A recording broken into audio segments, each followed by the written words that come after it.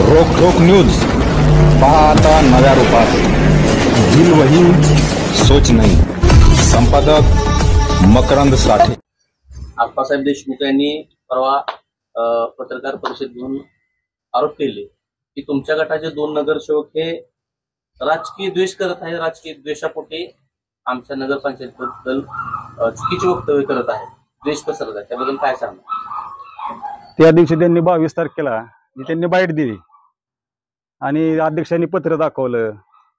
त्यांचाच थोरला बंधू जे आता फक्त सदस्य आहेत त्यांनी बाईट दिली की त्यांनी बाईट देताना त्यांनी एक तर त्यांचं कामच नव्हतं बाईट देणे, कारण जो प्रश्न आम्ही विचारलाय, जो आम्ही अर्ज केलेत, जो आम्ही तक्रारी केल्यात ते आम्ही शासनाला केलेत, वैयक्तिक कुणाच्या ह्याच्यावर केलेले नाहीत। त्यांनी उत्तर का द्यायचं? त्यांचं उत्तरी कोणी द्यायला पाहिजे? सीओनी किंवा त्या शासकीय अधिकाऱ्यांनी उत्तर द्यायला पाहिजे होतं, पण उत्तर ती दोघं बाबा देत होती। मग आम्ही असं म्हणायचं का नागरिकांनी ती चोर आहेत म्हणून? का मग ह्यांनी सगळी चोरले असं म्हणा? आमचं म्हणजे मी सगळ्या नागरिकाचं म्हणणं येते तसं, मग ह्यांनीच कामं चोरली असतील म्हणून ती उत्तर देतात। एक तर त्यांनी उत्तर द्यायलाच नव्हतं पाहिजे ना ते, कारण त्यांचं कुठेही त्यांच्या नावाचा उल्लेख कुठल्याही अर्जात नाही। आणि आता जी कामं चालू आहे, संध्याकाळची रात्रीची कामं चालू आहेत आता, मग तुम्ही ज्यावेळेस अर्ज केला तेव्हा तुम्ही कामं चालू केली का? मग ती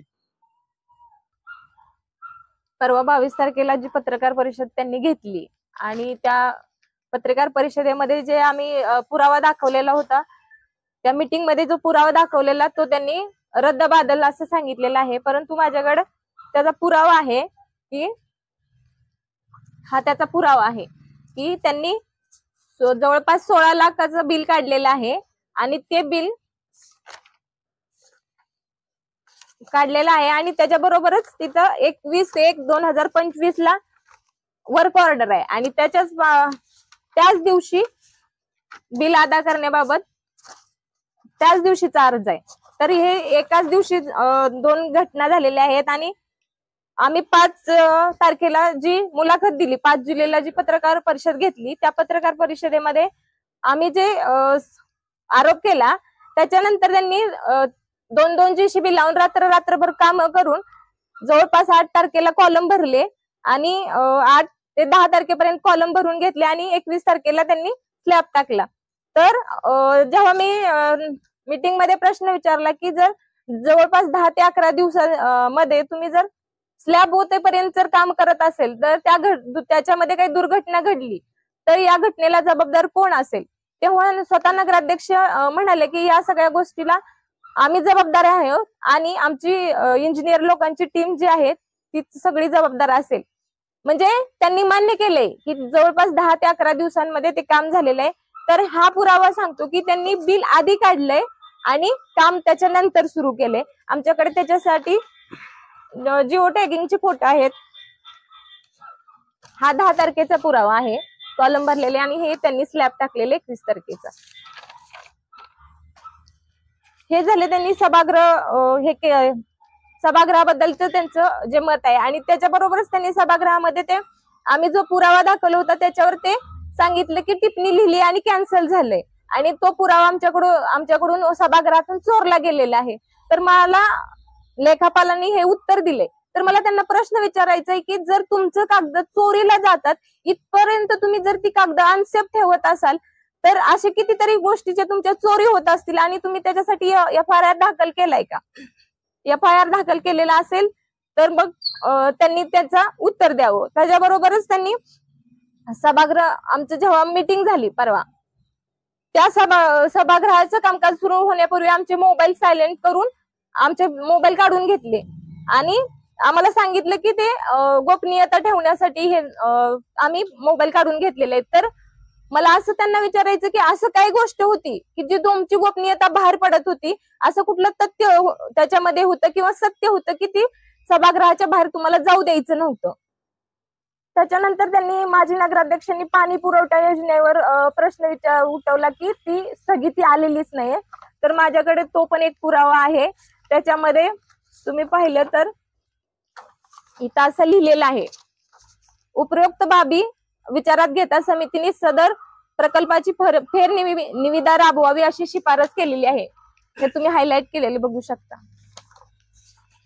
तर खोट्या आणि जनतेला संभ्रमात टाकणारे प्रश्न माझे नगराध्यक्ष उठवत आहेत, हे त्यांच्याच त्या दिवशीच्या संभाषणातून दिसून येते.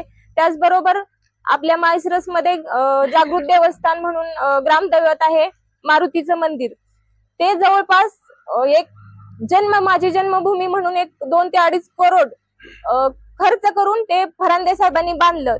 तिथूनच तुम्ही जवळपास सरळ जर बघितलं तर 100 मीटर अंतरावर सुद्धा नाही, एवढा कमी अंतरावर आपलं महादेवाचं मंदिर आहे.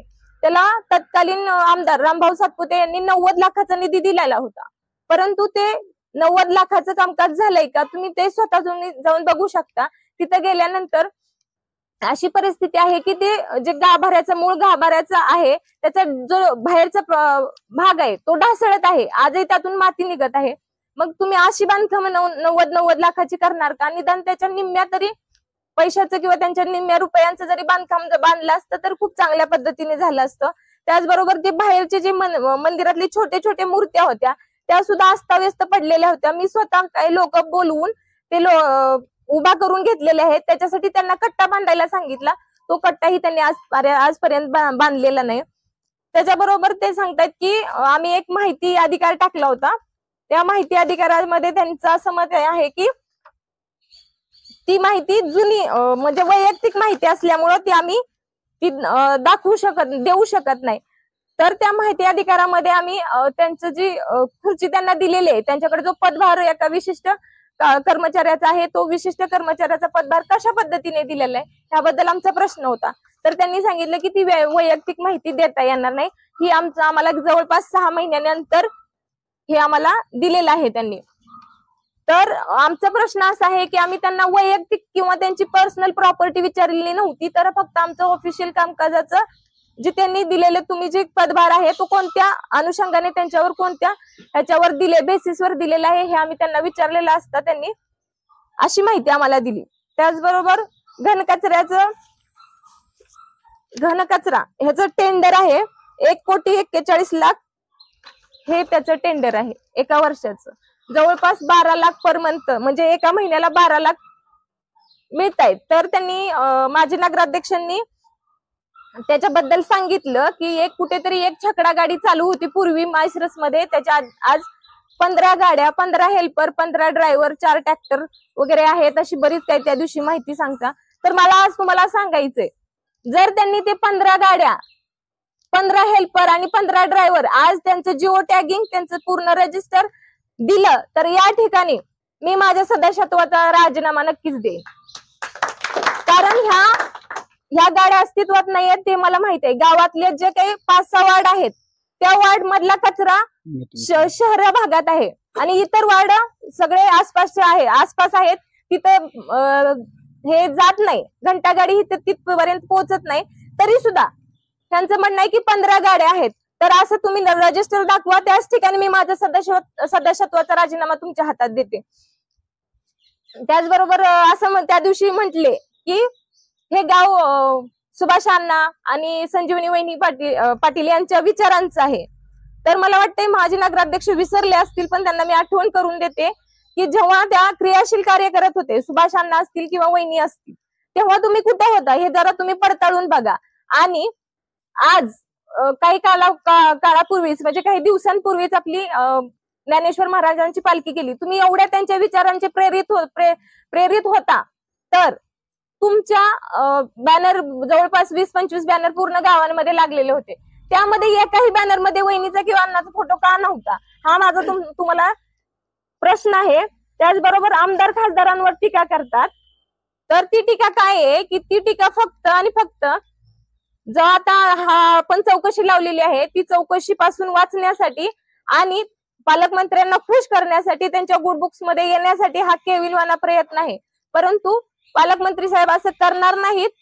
तुम्ही जी ओपन स्पेस मध्ये 12 वार्ड क्रमांक 12 मध्ये वास्तू बांधली, त्या वास्तूला निमंत्रण पत्रिका असूनही आणि प्रमुख पाहुणे असूनही पालकमंत्र्यांनी उपस्थिती दाखवली नाही, कारण तुमच्या या कामाची कुठेतरी कुणकुण त्यांना लागलेली आहे आणि ते तुम्हाला ह्या गोष्टीत पाठीशी घालणार नाहीत असं मला संपूर्णपणे वाटत आहे. आणि आपण प्रसार माध्यमांवर होणाऱ्या आम्ही बातम्या बघितल्या ते स्पष्ट बोललेत की दोन नगराध्यक्षांनी नगरसेवकांनी आणि माळशिरसच्या काही नेत्यांनी जे नगरपंचायतीबद्दल षडयंत्र रचलंय, बदनामी चाललंय, त्या बाबतीत दोन नगरसेवकासह त्या नेत्यांवरही आम्ही कायदेशीर कारवाई करणार, त्याबद्दल काय सांगा? हे बघा, परवा 22 तारखेला जी त्यांची पत्रकार परिषद झाली त्याचपूर्वी आमची मीटिंग झाली, विशेष सभा बोलवण्यात आली होती आणि ती सभेमध्ये त्यांनी तो ठराव मंजूर केला आणि आमच्यावर तुम्ही विचार करा की ज्यावेळेस आमचे मोबाईल सायलेंट करून बाहेर काढण्यात आले तेव्हा म्हणजे किती तणावपूर्वक वातावरण होतं. त्या तणावपूर्वक वातावरणात आम्हाला थोडस हे हॅरेस करण्याचा प्रयत्न त्यांनी केलेला आहे आणि आम्ही एक महिला नगरसेवक आणि एक मागासवर्गीय नगरसेवक यांचं पद घालवण्यासाठी 16 नगरसेवक एकत्र येऊन जर त्यांचं जर एकमताने जर ठराव मंजूर करत असतील तरी सुद्धा संपूर्ण जनता ही आमच्या सोबत आहे आणि त्या जनतेच्या शब्दासाठी आणि त्या जनतेसाठी असे एक गुन्हे नाही, आम्ही 10 गुन्हे आमच्या अंगावर घेऊ आणि तरी सुद्धा ह्या भ्रष्टाचाराची पाळ्यामुळे उपसून काढण्याचं आम्ही नक्कीच काम करू. तुम्ही असं पण म्हटले की शिकायचं चौकशी, त्या चौकशीला आम्ही सामोरं जाऊ, परंतु आतापर्यंत कुठल्याही प्रकारचा भ्रष्टाचार केला नाही. तुम्ही आता भ्रष्टाचारचा सांगताय, आज मला सांगा 5 तारखेला आम्ही सोलापूरला गेलो. सोलापूरमध्ये तक्रार दाखल केल्यानंतर त्या 10 दिवसात म्हणजे तक्रार दाखल केल्यानंतर जी माळशिरस शहरामध्ये जेवढं 8-9 कामं जी पेंडिंग होती कामं ती एवढ्या तात्कालीन रात्रंदिवस कशी काय चालू झाली? हे चालू झालं नाही तर मग तुम्ही एवढं घाबरत होता किंवा तुम्ही भ्रष्टाचार केला नाही तेव्हा रात्रात कशाला तुम्ही काम चालू करायची एवढी गरज नव्हती ना, कशासाठी केली? म्हणजे ह्याचा अर्थ असा की तुम्ही भ्रष्टाचार केला म्हणूनच तुम्ही हे केले ना काम चालू. दुसरी एक बातमी व्हायरल झाली होती की सभा मंडप चोरीला गेले, परंतु त्यांच्याकडून सांगण्यात आले की सभा मंडप चोरीला गेलेलं नसून ते कामच अद्याप सुरू नाही.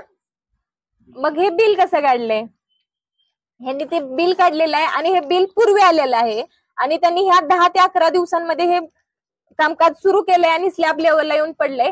तर त्यांनी सुद्धा 10-11 दिवसांमध्ये जी काही बांधकाम केलेलं आहे त्याची नगराध्यक्ष आणि त्यांच्या इंजिनियर वगैरेंनी त्यांनी ती जबाबदारी घेतलेली आहे. तर भविष्यात काही त्याचा धोका झाला तर त्यामुळं हा पुरावा सांगतो की त्यांनी हे बिल काढलेलं आहे आणि ते बिल काढल्यानंतर आता काम सुरू केलेलं आहे आणि त्यांना जी माहिती मिळालेली आहे आणि ती 10-12 जे कामं 17 वॉर्ड मध्ये चालू झालेली आहेत कुठे तुम्ही पाहायला गेला तर. आणि माझी खरंच तुम्हाला सगळ्या पत्रकार बांधवांना विनंती असेल की तुम्ही स्वतः जाऊन ती कामं कुठे आहेत, कशी आहेत त्याची चौकशी करा. तुम्हाला नक्कीच आम्ही सांगतो ह्या गोष्टीतलं तथ्य तुम्हाला नक्कीच जाणवेल.